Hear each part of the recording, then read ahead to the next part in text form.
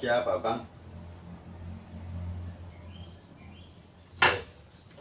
Ini lagi mengamati makhluk-makhluk ciptaanku. Makhluk apa, Bang? Mana makhluknya? Makhluk-makhluk ini ada di dalam diriku, tetapi mereka di luar tubuhku. Maksudnya bagaimana itu, Bang? Ini makhluk-makhluk ciptaanku ini kuciptakan di angan-anganku, sehingga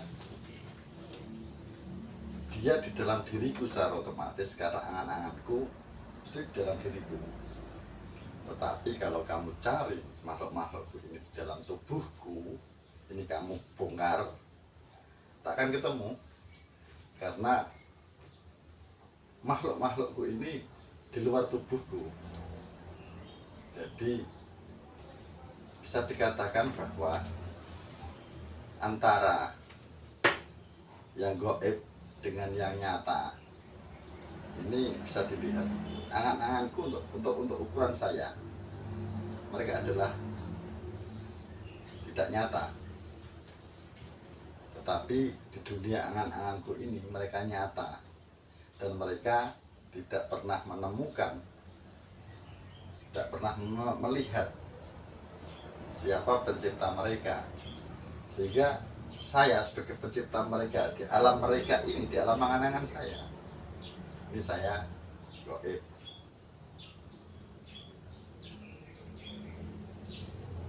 Saya menciptakan angan-angan saya, makhluk-makhluk ini.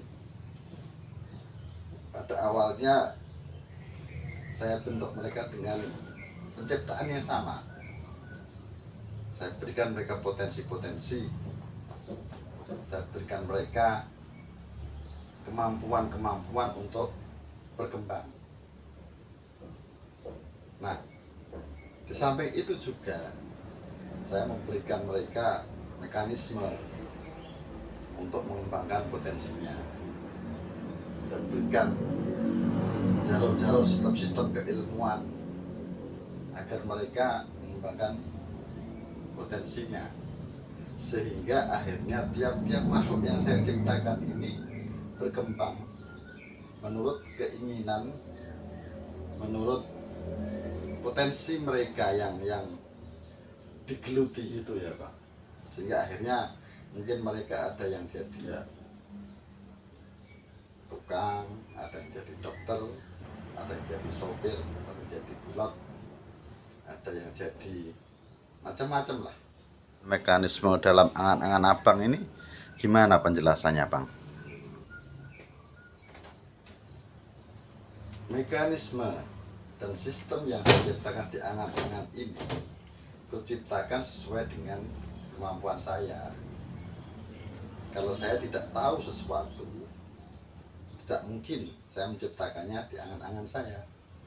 Misalnya, saya tidak menguasai secara menyeluruh tentang ilmu komputer, ilmu teknologi.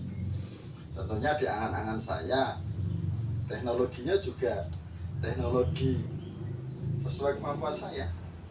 Mungkin bisa dikatakan teknologi rendah karena tidak menguasai secara menyeluruh tentang teknologi. Tapi mungkin ada satu bidang yang saya menguasai secara menyeluruh.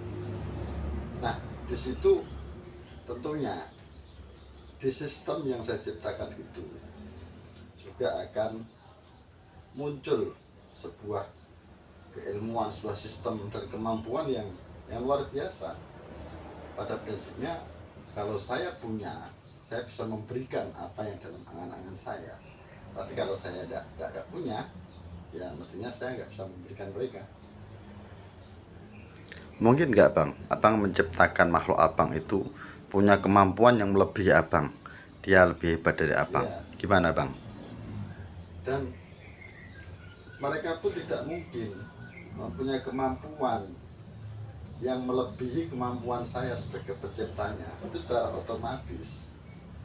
Karena apa? Itu tadi kembalinya, yang ada di dunia angan-angan saya itu adalah kemampuan saya. Itu. Berarti tidak mungkin ada ciptaan saya, di angan-angan saya ini yang bisa melejit melampaui saya. Itu mustahil. Karena diingat itu tadi bahwa yang saya ciptakan ini adalah dari kemampuan saya. Dari kemampuan saya inilah saya tuangkan di sana. Tentunya di luar kemampuan saya tidak ada di dunia imajinasi ya, angan-angan itu ya, cuma imajinasi saya.